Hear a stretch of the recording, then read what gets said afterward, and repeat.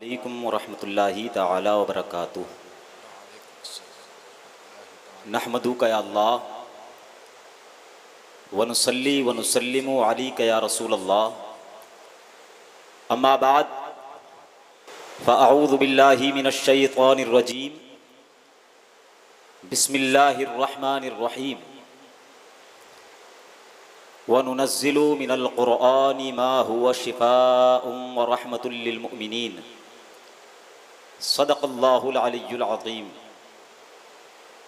मसनद नशी हज़रात, अमायदीन मिल्लत, आज की इस तारीख़ साज मुकाबला जाती बज़्म में मेरी गुफ्तगू का उन्वान है तिब्बे नबवी और मेडिकल साइंस।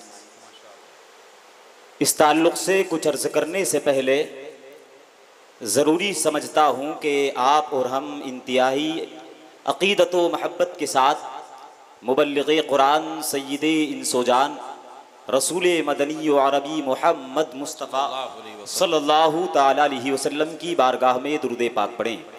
अल्लाहु रब्बु मुहम्मदिन सल्लल्लाहु अलैहि वसल्लम नहनु इबादु मुहम्मदिन सल्लल्लाहु अलैहि वसल्लम सल्लल्लाहु ताला अलैहि वसल्लम।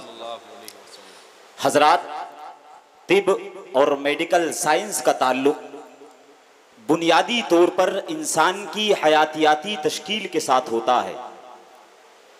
नबी पाक अलैहिस्सलातु वस्सलाम ने इंसान की हयातियाती इर्तिक़ा पर बड़ी शरह व बस्त के साथ रोशनी डाली और आज मेडिकल साइंस और एम्ब्रियोलॉजी के माहिरीन सदियों की तगोदों के बाद एक दो डेकेड्स में जिस नतीजे पर पहुंचे हैं, नबी पाक अलैहिस्सलातु वस्सलाम 1450 साल पहले दो टोक तरीके से उस अमरे वाक़े को वाज़े फरमा चुके हैं।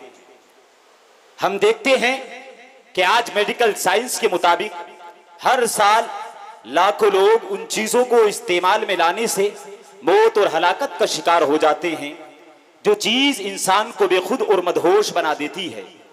मसलन शराब है, अफीम है, गांजा है, सिगरेट है, बीड़ी है, तंबाकूज हैं। ये वो नुकसानदेह और ख़तरनाक चीज़ें हैं जो इंसान के लिए मुतअद्दिद मौजी बीमारियों का सबब बनती है। इन्हीं के नतीजे में मोहलिक हादसात पैदा होते हैं, अमराज़ी जिगर पैदा होते हैं। इन्हीं के नतीजे में मुतअद्दिद अक़साम के कैंसर पैदा होते हैं। निज़ाम आसाब में तग़य्युर पैदा होता है, निज़ाम क़ल्ब में गड़बड़ी पैदा होती है, निज़ाम तनफ़्फ़ुज़ में ज़ुअफ़ियत और कमज़ोरी पैदा होती है और ऐसी बीमारी पैदा होती है जो इंसान को जंगों से कहीं ज़्यादा तबाह बर्बाद कर देती हैं। यही वजह है कि आज हम इन चीज़ों के बॉक्स पर एक टाइटल लगा देते हैं जो बताता है कि ये चीज़ सेहत के लिए इंजूरियस है, यानी ख़तरनाक मोहलिक है। ये आज की साइंस है जो इश्तिहारात के जरिए से, टाइटल्स के जरिए से हमें इस चीज से रोक रही है। लेकिन नबी पाक अलैहिस्सलातु वस्सलाम 1450 साल पहले तो लफ्जों में इस पूरे फलसफे का खुलासा बयान फरमा चुके हैं। हजरत उम्मे सलमा फरमाती हैं, नहा रसूलुल्लाह सल्लल्लाहु ताला अलैहि वसल्लम अन कुल्ली मुस्किर व मुफ्तिर। हुजूर ने हर मुस्किर और मुफ्तिर चीज को इस्तेमाल करने से मना फरमाया। साइंस आज इन चीज से रोक रही है। मुस्तफा ने हर मुस्किर से रोककर, हर मुफ्तिर से रोककर इसके ज़िम्न में आने वाली तमाम बीमारियों का सद्देबाब करते हुए एक उसूल दे दिया और बता दिया कि साइंस जब भी किसी हतमी यकीनी नतीजे पर पहुंचेगी उसे मानना पड़ेगा कि आफियत है तो नबी के बयान करदा तिब्बी उसूल में है। माशाअल्लाह, माशाअल्लाह, माशाअल्लाह। एक और तरीक़े साइंस कहती है कि इंसान के अंदरूनी जिस्म या कल्ब के अंदर कोई खराब और फासिद मादा पैदा हो जाए तो जिस्म को ऑपरेट करके उस खराब और फासिद मादे को बाहर निकाल दिया जाए।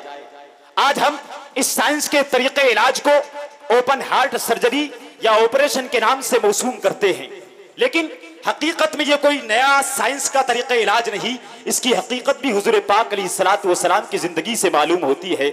हम हुजूर की ज़िंदगी को देखते हैं, 4 मरतबा आपकी ज़िंदगी में शक्क़े सद्र हुआ। जिब्राईल बारगाह मुस्तफ़ा में हाजिर हुए, सीने मुबारका को चाक किया, क़ल्बे मुतहर को निकाला, उसमें मौजूद शैतानी आलक़े को बाहर निकाला और क़ल्ब को अंदर रखकर सीने को सिलकर पूरी दुनिया के सामने इस नए तरीक़े इलाज ओपन हार्ट सर्जरी की हकीकत को वाज़े कर दिया। एक और तरीक़े साइंस और नजरिए साइंस की हम बात करते हैं जिसका ताल्लुक तिब्बी एतबार से इंसान की जाहिरी जिस्मानी खराबियों को दुरुस्त करने और उसकी जीनत जाहिरी को बरकरार रखने से होता है, जिसको आज हम प्लास्टिक सर्जरी के नाम से मौसूम करते हैं। मसलन किसी का उज़्व कट जाए या खराब हो जाए और बदहैयती बदसूरती पैदा हो जाए तो प्लास्टिक सर्जरी की जाती है। यह कोई नया तरीका नहीं है, यह भी नबी पाक अलैहिस्सलातु वस्सलाम से साबित है, इसकी हकीकत भी हुजूर से मुंसलिक है। हम देखते हैं ज़माने जाहिलियत में गुलाब के मौके पर हजरत अरफजा की नाक कट जाती है, उन्होंने चांदी की नाक लगाई जिससे नतनो फसाद पैदा हुआ, बदबू पैदा हुई। मुस्तफ़ा की बारगाह में शिकायत की, या रसूल अल्लाह नतनो फसाद पैदा हो गया। फ़अमरहुन नबी सल्लल्लाहु अलैहि वसल्लम अन यत्तखिज़ अनफम मिन अज़्ज़हब, तो हुजूर ने उन्हें चांदी की नाक लगाने का हुक्म दिया। ये हुजूर पाक हैं जो सर्जरीज के उसूल को बयान कर रही है। ये आज की साइंस है जो मुतअद्दिद आलात के जरिए से ऑपरेशन, ओपन हार्ट सर्जरी या दीगर सर्जरीज के उसूल को मुहैया कर रही है और मंजर आम पर ला रही है। लेकिन नबी पाक अलैहिस्सलातु वस्सलाम ने 1450 साल पहले हकाइक पर हकाइक बयान करके आम और सादा अल्फाज में इन तमाम सर्जरीज की हकीकत को वाज़े फरमा दिया। एक और तहकीक साइंस की बिस्यारखोरी से मुताल्लिक, साइंस की तहकीकात का अगर हम तज्जिया करें तो साइंस कहती है कि बिस्यारखोरी से कोलेस्ट्रॉल लेवल, यानी वो चर्बी जो हमारे शरीयानों में होती है, उसके लेवल में इजाफा हो जाता है, जिसकी वजह से बेशुमार बीमारियां पैदा होती हैं। इस कोलेस्ट्रॉल का नॉर्मल लेवल 150 से 250 मिलीग्राम तक होता है, लेकिन बिस्यारखोरी से इसका लेवल बढ़ता है, जिसकी वजह से ये चर्बी हमारे शरीयानों में जम जाती है और रफ्ता रफ्ता हमारे शरीयानों और आर्टरीज को कमजोर कर देती है, जिसकी वजह से वो खून जो हमारे दिलो दिमाग में दौरान करता है उसकी दौरानियत में कमजोरी आ जाती है, जिसकी वजह से खून का प्रेशर बढ़ जाता है, जिसके नतीजे में अमराज क़ल्ब जन्म लेते हैं, इसी के नतीजे में ब्लड प्रेशर होता है, इसी के नतीजे में बोलो बरास का बेकाबू होना पाया जाता है, इसी के नतीजे में डायबिटीज जैसी बीमारी पैदा होती है, इसी के नतीजे में मखबूतुल हवास जैसी बीमारी पैदा होती है और मुतअद्दिद बीमारियां पैदा होती है। इन तमाम मुतअद्दिद बीमारियों की खबर तो आज मेडिकल साइंस के माहिरीन दे रहे हैं, लेकिन नबी पाक अलैहिस्सलातु वस्सलाम ने 1450 साल पहले इंसान को इफरात और तफरीज से बचाकर मुतदिल ग़िज़ा का तसव्वुर देते हुए, इंसान की सेहत की जमानत देते हुए मेदे के तमाम आज़ा और जुज़ियात और हिस्स का खुलासा बयान फरमा दिया और फरमाया फसुलुसुन लितामिही वसुलुसुन लिअक्लिही फसुलुसुन लितामिही वसुलुसुन लिशराबिही वसुलुसुन लिनफ्सिही। मुस्तफ़ा ने फरमाया मेदा 3 हिस्सों पर मुश्तमिल है, एक हिस्सा खाने के हवाले कर दिया जाए, एक हिस्सा मशरूबात और रुतबात के हवाले कर दिया जाए, एक हिस्सा सांस के हवाले कर दिया जाए। ये मुस्तफ़ा उसूल दे रहे हैं। यही वजह है कि आज मेडिकल साइंस के माहिरीन वेरियम मील टेस्ट करते हैं और मेदे की जांच करते हैं तो मुस्तफ़ा के बयान करदा तीनों हिस्स खुलकर सामने आ जाते हैं। माशाअल्लाह, माशाअल्लाह। और यही मेडिकल साइंस इस कोलेस्ट्रॉल को तहलील करने के लिए और इसके नॉर्मल को घटाने के लिए बेशुमार वर्जिशों का नजरिया पेश करती है।